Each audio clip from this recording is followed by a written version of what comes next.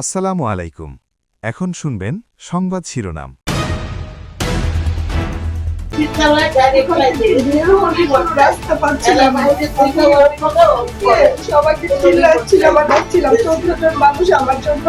কলকাতায় হোটেলে অগ্নিকাণ্ডে ৮ বাংলাদেশি সহ নিহত ৯।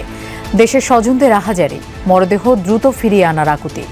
দত্ত সহ তার পরিবারের 4 জন সদস্য কলকাতা আগুনে পুড়ে মারা গেছে। কলকাতায় যাই, আমি দূতাবাসের সাথে প্রতিনিধির সাথে কথা বলবো, কথা বলে কি প্রসেসিং হয় সেটা প্রসেসিং করে আমি লাশ নিয়ে আসার চেষ্টা। রাষ্ট্রপতি পদে ভোটাভুটি, শুক্রবার সন্ধ্যায় শপথ।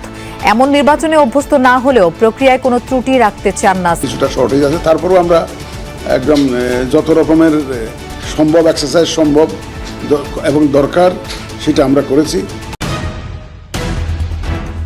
রাজধানী সহ আশপাশের জেলায় কাটেনি গ্যাস সংকট, অচল শত শত কারখানা।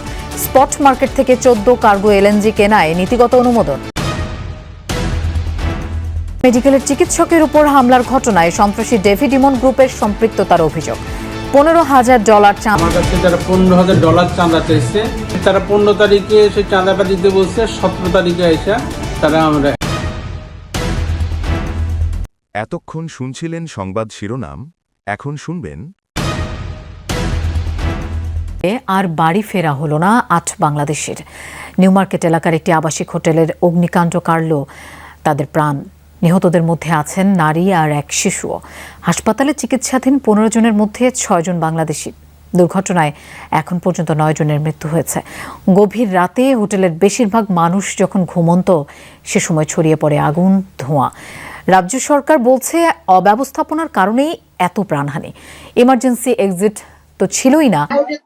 দূতাবাস কর্মকর্তাদের কাছে পেয়ে এভাবে কান্নায় ভেঙে পড়েন এই বাংলাদেশি। কলকাতার হোটেল শিখাইনের অগ্নিকাণ্ড থেকে কোনো রকমে বেঁচে ফেরাদের একজন তিনি বর্ণনা করছিলেন ঘটনার ভয়াবহতা। ওদেরকে ডেকে উঠাইছি, ভাই তোমরা উঠো, এখানে তো আগুন লাগছে, সবাই আমরা তো বাঁচতে পারতেছি না, তো আমার ছেলেটাকে বাঁচাও, আমার খালাটাকে বাঁচাও, মানে এভাবে চিৎকার পাচ্ছি। তখন ওই ফায়ার সার্ভিসের লোকেরা শুনতে পাচ্ছে, ওখানে বসা ছিল, তো ওনারা যদি না আসতো আমরা ওখান থেকে বেরোতে পারতাম না। নিউ মার্কেটের কাছে মির্জা গালিব স্ট্রিটের এই হোটেলে আগুন লাগে বুধবার গভীর রাতে। স্থানীয় সময় রাত 2টা থেকে 2:45টার মধ্যে আগুনের সূত্রপাত। আগুন নিয়ন্ত্রণে আনতে ঘটনায় আটকা পড়েন হোটেল রুমের ভেতরে থাকা অতিথিরা। আগুনে পুড়ে এবং নিঃশ্বাস বন্ধ হয়ে প্রাণ যায় 9 জনের, যার মধ্যে 8 জনই বাংলাদেশি। আছেন কুষ্টিয়ার সাংবাদিক দেবাশিস ও তার পরিবারের সদস্যরা। সবাই মূলত চিকিৎসার জন্য কলকাতায় গিয়েছেন বলে বিভিন্ন প্রতিবেদনে বলা হচ্ছে। নিচে অনেক চিল্লাপালা, আরেক মহিলা চিল্লাপালা করতেছে, আগুন লাগছে আগুন লাগছে। পরে আমি বুঝতেছি না আর কি, ভিতর থেকে অনেক চিল্লাপালা শুনতেছি নিচে। পরে জানালাটা খুললাম, জানালা খুলে দেখে নিচে থেকে এই হোটেলেই ছিলেন। এই হোটেলেই ছিলেন। তারা বললো হ্যাঁ, একজন বাচ্চা এবং 2 জন নারী মহিলা, তারা হচ্ছে ইনস্ট্যান্ট ডেথ হয়েছে। যদি স্পেস ওপেন থাকতো তাহলে এত কারণ হওয়া যেত, লোক তো বের হতে পারতো এখান থেকে। ঘন ধোঁয়ার কারণে হোটেলের ভেতরে আটকে পড়াদের উদ্ধার করতে বেগ পেতে হয় উদ্ধারকারী দলকে। বিভিন্ন তলা থেকে আটকে পড়াদের বের করে আনা হয়, আহতদের নেওয়া হয় হাসপাতালে। আগুনের কারণ এখনো নিশ্চিত নয়, তবে প্রাথমিকভাবে একটি এসি থেকে আগুনের সূত্রপাত এমনটি ধারণা করছে কর্তৃপক্ষ। ऐसा होटल जो लोग चला रहे हैं, ट्रेड लाइसेंस है कि नहीं, फायर लाइसेंस है कि नहीं, एक ही बिल्डिंग 3 तला बिल्डिंग 10 होटल चल रहे, छोटा छोटा रूम्स। নির্বাচনে অভ্যস্ত না হলেও এবারের নির্বাচনে ইসি কোনো ঘাটতি রাখবে না বলে জানিয়েছেন সিইসি এম নাসির উদ্দিন। নির্বাচনটি হাই প্রোফাইল বলেও প্রধান নির্বাচন কমিশনার এম নাসির উদ্দিন রাষ্ট্রপতি নির্বাচনের ব্যাপারে বিস্তারিত জানান। তিনি আলোচনা করেন বিভিন্ন আইনি দিক নিয়ে। ইনস্টিটিউশনাল মেমোরি এখানে একটু শর্ট আছে, কারণ আমাদের লোকজনও অভ্যস্ত না, তো রাষ্ট্রপতি নির্বাচন করে অভ্যস্ত না।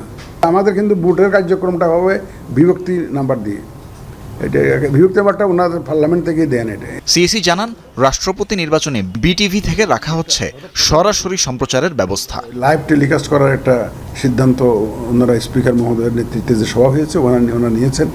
এটা লাইভ টেলিকাস্ট করবে প্রথম দিকে, ওনারা যখন ভোটটা দিবেন, প্রেসিডেন্ট মাননীয় মহামান্য রাষ্ট্রপতি ভোট দিবেন, মাননীয় প্রধানমন্ত্রী ভোট দিবেন, এই জিনিসগুলো লাইভ টেলিকাস্ট করবে। নির্বাচনী কর্তার উপস্থিতিতে জাতীয় সংসদের ভিতর কোনো ধরনের প্রচারণা চালানো যাবে না বলেও জানান তিনি। ক্যান্ডিডেটদের মধ্যে কে কত ভোট পেল এটার সংখ্যাগুলো সব বিস্তারিত আমি অ্যানাউন্স করে দেবো, বিভিন্ন প্যাকেটে ওই সমস্ত ব্যালট ট্যালট এগুলো ভরে আমরা চলে আসবো, ওদিনে আমরা কিন্তু গ্যাজেট করে দেবো। দেশের 23তম রাষ্ট্রপতি নির্বাচনের দিকে বিশ্ববাসী তাকিয়ে আছে এমন মন্তব্য করেন সিইসি। রাষ্ট্রপতি নির্বাচন, এটা তো বিশ্ববাসী তাকিয়ে আছে। তো তানফির মৌসুম, যমুনা নিউজ, ঢাকা। রাষ্ট্রপতি ভোটের মধ্যে দিয়ে ইতিহাসের মাহেন্দ্রক্ষণ ও গণতান্ত্রিক নতুন যাত্রা শুরু হবে বলে মন্তব্য করেন চিফ হুইপ মোহাম্মদ নুরুল ইসলাম মনি। বিকেলে সংসদীয় কমিটির সভা শেষে একথা বলেন তিনি। চিফ হুইপ জানান, সরকার ও বিরোধী দল মিলে গণতন্ত্রকে স্থায়ী রূপ দিতে চায়। এ সময় তিনি বলেন, মির্জা ফখরুল ইসলাম আলমগীরের পক্ষে ভোট চাওয়া হয়েছে। কাল দুপুর 2টা থেকে 5টা পর্যন্ত ভোট গ্রহণ অনুষ্ঠিত হবে এবং 5টা থেকে ভোট গণনা শুরু হবে। ভোট গ্রহণ লাইভ সম্প্রচার হবে। 21 আগস্ট সন্ধ্যা 7:30টায় রাষ্ট্রপতির শপথ অনুষ্ঠিত হবে বলে জানান চিফ হুইপ মোহাম্মদ নুরুল ইসলাম মনি। আমরা ভোট হবে, দেশের মানুষ ভোট কেমনে দেয়, কেমন করে দেয় সেটা আবার প্রত্যক্ষ করবে এবং মানুষের মনোজগৎ তৈরি হবে নতুন করে। সহ আশপাশের জেলায় গ্যাস সংকটে ভোগান্তি কাটেনি। সার কারখানায় অগ্রাধিকার ভিত্তিতে গ্যাস দেয় 2 দিন ধরে নরসিংদীতে আবাসিক ও বাণিজ্যিক সংযোগে সরবরাহ বন্ধ রয়েছে। চরম দুর্ভোগে গ্রাহকরা। গাজীপুর, নারায়ণগঞ্জ ও সাভারের শিল্পাঞ্চলেও কাঙ্ক্ষিত গ্যাসের চাপ না থাকায় ব্যাহত হচ্ছে উৎপাদন। এছাড়া ফলে গ্যাস মিলছে না আবাসিক ও বাণিজ্যিক সংযোগে। এমনিতেই মাসখানেক ধরে তীব্র গ্যাস সংকটে জেলার অনেক কারখানা বন্ধ হয়ে আছে। এর ওপর সোমবার দুপুর থেকে সরবরাহ পুরোপুরি বন্ধ রাখায় চরম বিপাকে শিল্প উদ্যোক্তারা। জীবিকা নিয়ে দুশ্চিন্তায় শ্রমিকরা। আমরা যারা শ্রমিক আছি, আমাদেরকে ছুটি দিয়ে দিচ্ছে, তারা তো আর আমাদেরকে বেতন দিবে না, আমরা চলবো কি করে? প্রতিষ্ঠান অনির্দিষ্টকালের জন্য বন্ধ দেওয়া হয়েছে, কারণ গ্যাসের যে বর্তমান ক্রাইসিস চলতেছে সেই কারণে দেখা গেছে আমাদের প্রতিষ্ঠান টিকে রাখা সম্ভব না। 1 থেকে 2 মাস গ্যাসের সমস্যার কারণে আমরা মিল কারখানা সামান্য চালাইছি, কিন্তু এখন দেখি একেবারে গ্যাস নাই। মালিক বলছে বেতন দিয়ে বন্ধ করে দাও, আমরা বন্ধ করে দিয়েছি। গাজীপুর, নারায়ণগঞ্জ, সাভার শিল্পাঞ্চলেও কাটেনি গ্যাসের সংকট। চাপ কিছুটা বাড়লেও তা পৌঁছায়নি কাঙ্ক্ষিত মাত্রায়। উৎপাদন ব্যাহত হওয়ায় তৈরি পোশাক শিল্পের সংকট আরও বাড়ছে। আগে আমি প্রায় 30 থেকে 35,000 পিস মাল আমরা প্রোডাকশন করতে পারতাম, এখন সেখানে এটা নেমে আসছে 5 থেকে 7,000 পিস। আমাদের এখন যারা পোশাক কারখানার মালিক আছে তাদের অবস্থা এখন উভয় সংকটের মধ্যে আছে, না পারতেছে চালাইতে, না পারতেছে বন্ধ করে দিতে। ভোগান্তিতে আবাসিক গ্রাহকরাও। বিশেষ করে নরসিংদীতে গ্যাস সরবরাহ পুরোপুরি বন্ধ থাকায় সিলিন্ডার কিংবা মাটির চুলাই হয়ে উঠেছে প্রধান ভরসা। সিএনজি পাম্পগুলোতেও দীর্ঘ অপেক্ষা যানবাহন চালকদের। সংকট নিরসন না হওয়ায় বাড়ছে ক্ষোভ।